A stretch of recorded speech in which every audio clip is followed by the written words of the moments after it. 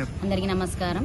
మన రాష్ట్ర ఉపాధ్యక్షుడు వేరపల్లి రఘునాథరావు గారి ఆదేశానుసారం మరియు వెంకటగౌడ్ గారి ఆదేశానుసారం మనం ఇక్కడ మహిళా మోర్చా కార్యక్రమం చేయడం జరుగుతుంది. హైటెక్ సిటీలో ఎక్కడ చూసిన రోడ్లు గుంతలు, మళ్ళీ అందులో నీళ్లు కూడా బాగా నిలిచి ఉన్నాయి.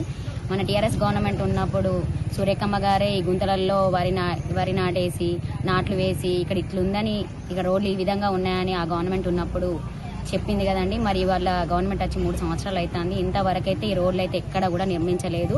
ఎక్కడ చూసినా గుంతలే ఉన్నాయి. ఇప్పుడు మేము కూడా దాని ప్రకారమే ఇక్కడ ఈ గవర్నమెంట్ ఏం చేయట్లేదు కాబట్టి మేము కూడా నాట్లు వేయడానికి వచ్చాము. ఇది చూసైనా ఇప్పటికైనా మీరు ముందుకొచ్చి ఈ రోడ్లను నిర్మించాలి, హైటెక్ సిటీ మొత్తం నీట్గా చేయాలని మేము నిరసన వ్యక్తం చేస్తున్నాము. మహిళలందరం కూడా ఈ నిరసన వ్యక్తం చేస్తున్నాము. ఇది ఖచ్చితంగా చేయాలి.